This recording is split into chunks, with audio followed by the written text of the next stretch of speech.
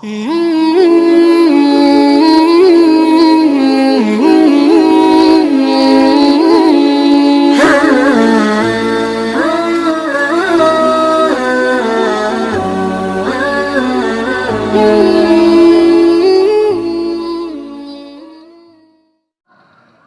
ingin mengingatkan diri saya dan segenap kaum muslimin tentang suatu hal yang sangat urgen. Tolong dicatat baik-baik bahwa negara kesatuan Republik Indonesia yang kita cintai ini, suka atau tidak suka, dunia tetap harus mengakui bahwa kita punya negeri memiliki sejumlah keistimewaan yang bisa menjadi modal untuk kebangkitan umat Islam di seluruh dunia, saudara. Yang oleh karenanya jangan kaget kalau gerakan-gerakan Zionis internasional, baik yang digerakkan oleh kaum Freemasonry ataupun Illuminati, saudara, menjadikan Indonesia sebagai salah satu target penting untuk mereka taklukkan. Gerakan Zionis ialah suatu gerakan dari bangsa-bangsa Israel di seluruh dunia yang bercita-cita ingin mendirikan negara Israel Raya untuk menguasai seluruh dunia.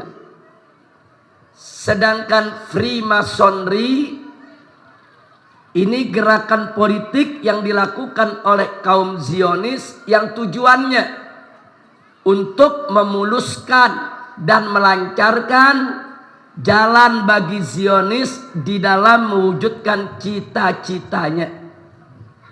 Begitu juga Illuminati, suatu gerakan politik yang merekrut tokoh-tokoh dunia, baik dari kalangan Yahudi maupun non-Yahudi, baik dari kalangan Israel maupun non-Israel, untuk menjadi kaki tangan Zionis di dalam mewujudkan cita-cita mereka.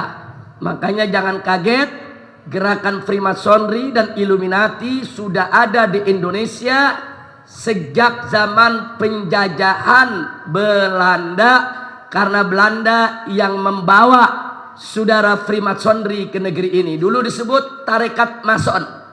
Jadi kalau Anda dengar tarekat Mason, saudara, itu tidak lain dan tidak bukan adalah gerakan Freemasonry.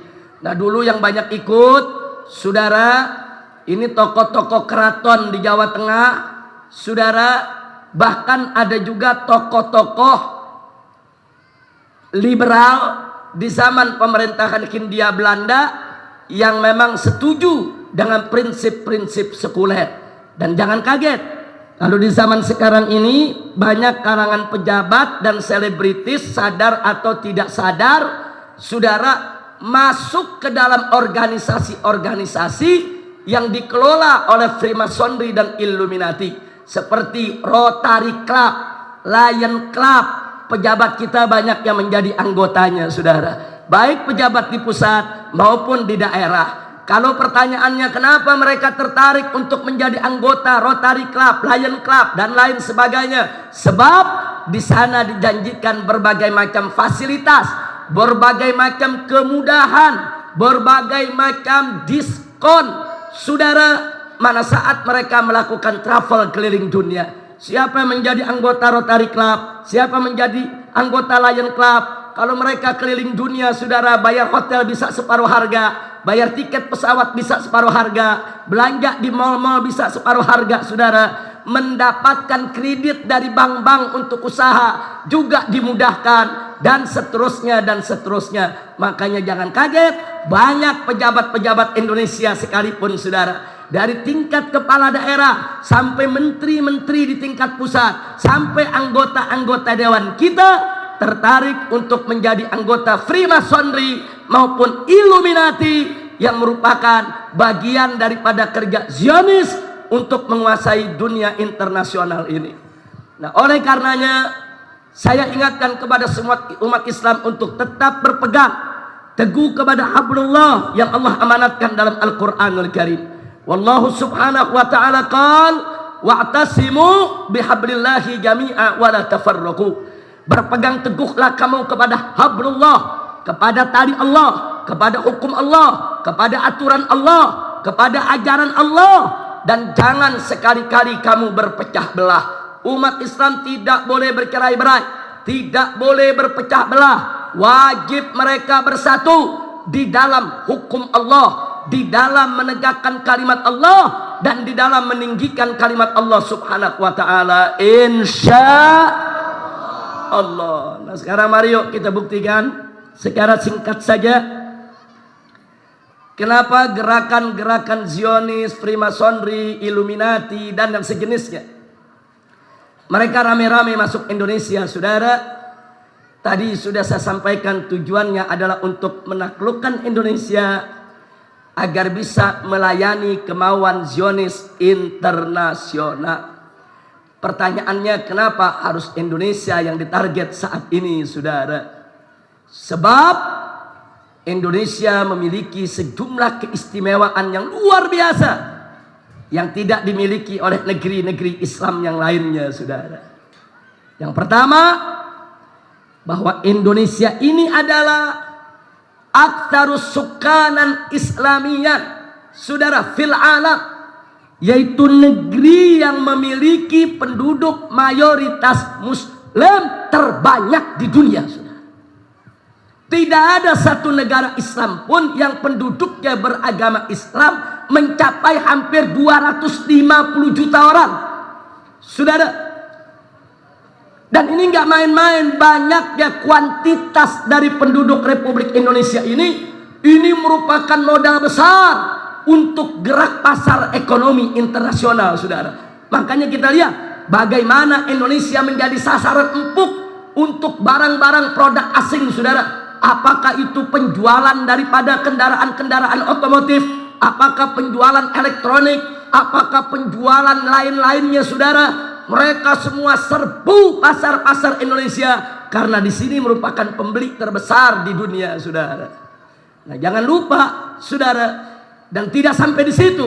Dengan mayoritas umat Islam ada di Republik Indonesia ini, saudara, secara otomatis siapa yang memimpin Indonesia, siapa yang menguasai Indonesia, sebetulnya dia adalah pemimpin Muslim sedunia, saudara. Ini merupakan penduduk dengan warga Muslim terbesar di dunia, saudara.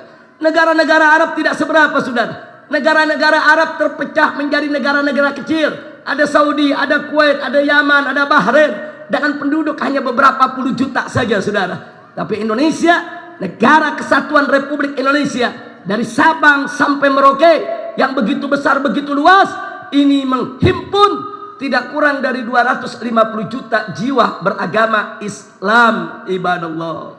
Oleh karenanya ini dibaca oleh musuh-musuh Islam.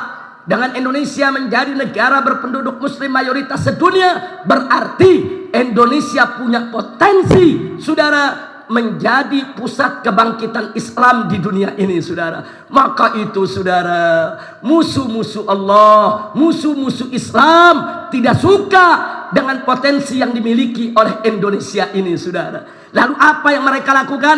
Mereka lakukan berbagai macam upaya. Bagaimana caranya ke depan Indonesia tidak lagi mayoritas Islam, saudara.